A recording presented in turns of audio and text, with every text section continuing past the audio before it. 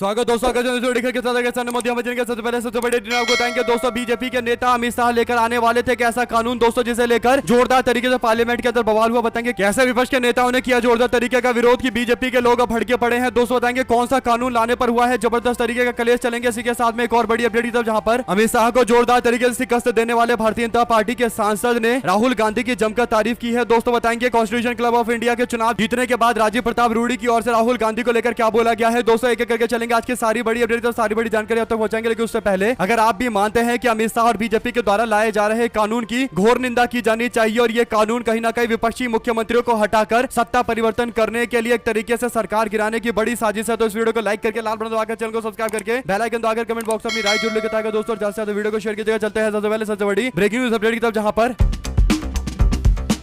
एक रात पहले फैसला होता है दोस्तों, उसके बाद संविधान के 130वें संशोधन को लाया गया, यानी 130वां संशोधन विधेयक 2025 लोकसभा में पेश किया गया। दोस्तों इस कानून में कहा गया है कि जितने भी देश के प्रधानमंत्री, मुख्यमंत्री और मंत्री हैं उन सबको पद से हटा दिया जाएगा, पोस्ट से हटा दिया जाएगा और इसकी कानूनी व्यवस्था कर दी गई है। दोस्तों अगर किसी मुख्यमंत्री, मंत्री या फिर प्रधानमंत्री के ऊपर कोई गंभीर आपराधिक मामला दर्ज किया जाता है और 30 दिनों तक जेल में रखा जाता है या फिर न्यायिक हिरासत में रखा जाता है तो फिर उसको उसके पोस्ट से हटा दिया जाएगा, यानी सरकार गिर जाएगी। दोस्तों आपको बता दें कि इसके तहत संविधान में अनुच्छेद 75 जो प्रधानमंत्री से जुड़ा हुआ अनुच्छेद है, 164 मुख्यमंत्री और यूनियन टेरिटरी से जुड़ा हुआ 239 ए के अंदर में बदलाव किए गए हैं। दोस्तों यानी प्रधानमंत्री, मंत्री और मुख्यमंत्री सबके ऊपर यह नियम लागू होगा। दोस्तों 31वें दिन उनके पोस्ट को अपने आप ही स्वतः समाप्त घोषित कर दिया जाएगा, यानी अपने आप को प्रधानमंत्री या मुख्यमंत्री या मंत्री के पोस्ट से हट जाएंगे। दोस्तों आपको बता दें कि दिल्ली के मुख्यमंत्री अरविंद केजरीवाल ने लगभग 6 महीने जेल में रहकर सरकार चलाई थी। दोस्तों उसके बाद से बीजेपी के लोगों को यह बात बर्दाश्त नहीं हुई और वो नियम लेकर आ गए हैं। ऐसे में सवाल यह खड़ा होता है कि क्या विपक्षी सरकारों को गिराने के लिए षड्यंत्र रचा जा रहा है, क्योंकि जिस तरीके के दोस्तों केस किए जाते हैं और उसके बाद न्यायिक हिरासत लगातार बढ़ती चली जाती है और विपक्ष के किसी मुख्यमंत्री और मंत्री को 30 दिनों तक जेल में रखना काफी आसान है। दोस्तों कई सारे धाराओं के तहत 30 दिनों तक जेल में रख लिया जाता है और ऐसे में अब यह नियम लाकर कहीं ना कहीं पूरी तरीके से मुख्यमंत्री के पोस्ट को समाप्त करने और खासकर सरकार गिराने, विपक्षी सरकार गिराने की बड़ी साजिश के तौर पर देखा जा सकता है। दोस्तों पूरे मामले को लेकर अब इंडिया गठबंधन की ओर से जोरदार तरीके का प्रोटेस्ट किया गया। दोस्तों अमित शाह जब इस बिल के बारे में पढ़ रहे थे तब वहां पर मौजूद इंडिया गठबंधन के एक सांसद ने तीनों बिल को फाड़कर अमित शाह की ओर फेंक दिया दोस्तों। और जैसा कि आप लोग तस्वीरों में देख सकते हैं दोस्तों, एक तरीके से अपना विरोध जताया है इंडिया गठबंधन के सदस्य ने। हालांकि पता नहीं चला कि किस सदस्य की ओर से ये पन्ने फाड़कर, कानून फाड़कर फेंका गया है दोस्तों, लेकिन सोशल मीडिया पर काफी ज्यादा इसे लेकर चर्चा हो रही है दोस्तों। दरअसल कैमरा वाला ये दिखाना नहीं चाह रहा था कि आखिर इंडिया गठबंधन कौन सा सांसद विरोध कर रहा है, तो फिर उन्होंने अमित शाह की ओर ही फेंक दिया ताकि अमित शाह को तो कैमरे पर दिखाया जा रहा था, यानी विरोध करने का यह नया तरीका ढूंढा गया है। दोस्तों चलते हैं एक और बड़ी खबर की तरफ जहां पर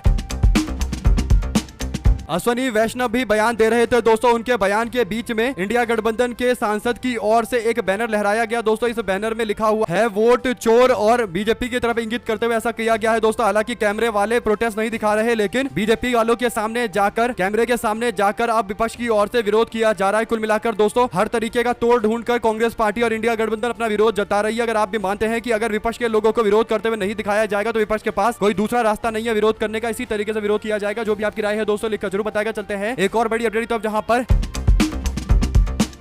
कॉन्स्टिट्यूशनल क्लब ऑफ इंडिया के चुनाव के दौरान अमित शाह ने भारतीय जनता पार्टी की ओर से संजीव बालियान को मैदान में उतारा था दोस्तों। राजीव प्रताप रूडी को हराने के लिए बीजेपी के सारे नेताओं को एकजुट किया था, लेकिन राहुल गांधी ने राजीव प्रताप रूडी को जिताने के लिए उनसे वादा कर दिया था और कहा था कि इंडिया गठबंधन आपको पुरजोर तरीके से समर्थन करेगा, आपकी जीत होगी। इसके बाद राजीव प्रताप रूडी को जो राहुल गांधी ने वादा किया दोस्तों वैसा ही हुआ। राहुल गांधी के समर्थन के कारण राजीव प्रताप रूडी अच्छे खासे वोटों से चुनाव जीत गए दोस्तों। ऐसे में संसद भवन में चुनाव जीतने के बाद राजीव प्रताप रूडी और राहुल गांधी का पहली बार फेस ऑफ हुआ दोस्तों। दोनों एक दूसरे से मिले। इस दौरान राजीव प्रताप रूडी ने राहुल गांधी को धन्यवाद दिया, उनसे कहा कि आपका धन्यवाद है कि आपने कॉन्स्टिट्यूशन क्लब ऑफ इंडिया के इलेक्शन में हमें जिताया। कुल मिलाकर दोस्तों कुछ ऐसे लोग थे जो सोशल मीडिया पर दावा कर रहे थे कि राजीव प्रताप रूडी ने बेशक राहुल गांधी से मुलाकात की हो, लेकिन उन्होंने जो जीत हासिल की है उसमें राहुल गांधी का कोई योगदान नहीं है। जबकि राहुल गांधी ने मल्लिकार्जुन खड़गे और सोनिया गांधी दोनों को ऑफिशियल तौर पर भेजा था वोट डालने के लिए, राजीव प्रताप रूडी को समर्थन करने के लिए। दोस्तों इस बात को राजीव प्रताप रूडी भी मानते हैं कि राहुल गांधी के कारण जीत मिली है और उन्होंने जाकर कहीं ना कहीं अभिवादन किया है और बताया है कि राहुल जी आपकी वजह से मुझे जीत मिली है। तो एक तरीके से उन्होंने इस बात को स्वीकार भी कर लिया है दोस्तों। अगर आप भी मानते हैं कि एकदम सही किया है और कहीं ना कहीं बीजेपी के लोग जो सोच रहे थे कि इससे कुछ फर्क नहीं पड़ेगा, उन लोगों के लिए तगड़ा झटका है। जो भी आप राय देना चाहते हैं लिखकर जरूर बताएगा, ज्यादा से ज्यादा वीडियो को शेयर कीजिएगा। दोस्तों चलते हैं एक और बड़ी खबर की तरफ जहां पर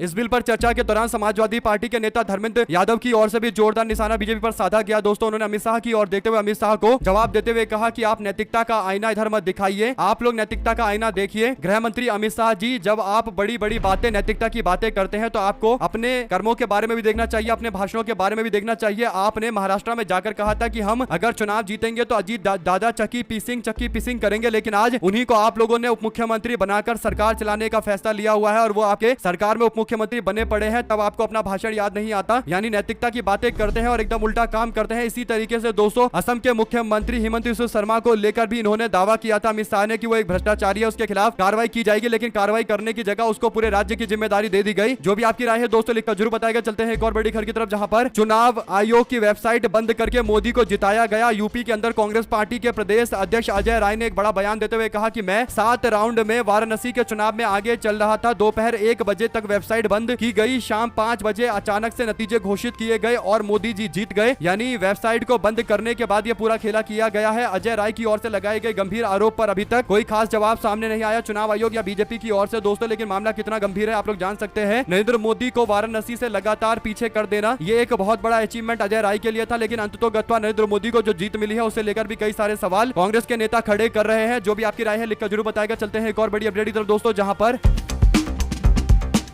समाजवादी पार्टी के प्रमुख अखिलेश यादव ने 2022 के विधानसभा चुनाव के दौरान मतदाता सूची में गड़बड़ी के उनके आरोप पर उत्तर प्रदेश के 3 जिला अधिकारियों की ओर से अचानक सक्रियता दिखाने पर बुधवार को लेकर सवाल उठाया और बीजेपी सरकार, निर्वाचन आयोग और स्थानीय प्रशासन के बीच में साठ गांठ की जांच की मांग की गई। दोस्तों यादव जी ने एक्स पर सोशल मीडिया प्लेटफॉर्म एक्स पर सवाल किया कि जनता का जिला अधिकारियों से एक मासूम सवाल है, क्यों इतने सालों के बाद ये जवाब आया है। उन्होंने कहा कि जिस तरीके से कासगंज, बाराबंकी, जौनपुर के जिला अधिकारी हमारे 18,000 शपथ पत्रों के बारे में अचानक से अति सक्रिय हो गए हैं, उसने एक बात को साबित कर दिया है कि निर्वाचन आयोग की ये बात झूठ है कि एफिडेविट नहीं दिया गया। पूर्व मुख्यमंत्री अखिलेश यादव ने कहा कि अगर कोई एफिडेविट मिला ही नहीं है तो ये जिला अधिकारी जवाब किस बात का दे रहे हैं। अब सतही जवाब देकर खाना पूर्ति करने वाले इन जिला अधिकारियों की संलिप्तता की भी जांच होनी चाहिए। अदालत को पूरे मामले पर संज्ञान लेना चाहिए। निर्वाचन आयोग या जिला अधिकारी में कोई एक तो गलत जरूर बोल रहा है, गलत है ही। इस पूरे मामले पर अब जिला अधिकारियों को जवाब देना चाहिए। दोस्तों आपकी क्या राय है पूरे मामले पर लिखकर जरूर बताएगा। चलते हैं एक और बड़ी अपडेट की तरफ, जहां पर लोकसभा के सांसद मणिकम टैगोर ने लोकसभा के महासचिव को पत्र लिखकर सदन की कार्रवाई को तत्काल स्थगित करने और गंभीर मुद्दे पर चर्चा कराने की अपील की है, अनुमति मांगी है। यह मुद्दे हैं मतदाता सूची से जुड़े हुए दोस्तों हेराफेरी के आरोप लगाए गए हैं। चुनाव आयोग ईसी के कथित दुरुपयोग और स्वतंत्र और निष्पक्ष चुनाव पर बड़े खतरे को लेकर सवाल खड़ा किया गया है। दोस्तों टैगोर ने खास तौर पर बिहार और कर्नाटक के सामने आई अनियमितताओं का हवाला देते हुए तुरंत इस मामले पर कार्रवाई की अपील की है। दोस्तों मणिकम टैगोर ने कहा कि हाल ही में कांग्रेस के नेता राहुल गांधी ने 2024 के लोकसभा चुनाव के दौरान बेंगलुरु मध्य लोकसभा क्षेत्र महादेवपुरा विधानसभा के अंदर 1 लाख से ज्यादा फर्जी डुप्लीकेट वोटर को लेकर सवाल खड़े किए थे, सबूत के साथ सवाल खड़े किए गए, जिसका अभी तक कोई जवाब नहीं मिला है। आप लोग इस पर अपनी क्या राय देना चाहते हैं दोस्तों लिखकर जरूर बताएगा। हमारे साथ लगातार जुड़े रहने के लिए सभी दोस्तों, भाइयों, बहनों, मित्रों का बहुत बहुत धन्यवाद। ज्यादा से ज्यादा वीडियो को शेयर कीजिएगा दोस्तों। जय हिंद, जय भारत, बहुत बहुत धन्यवाद।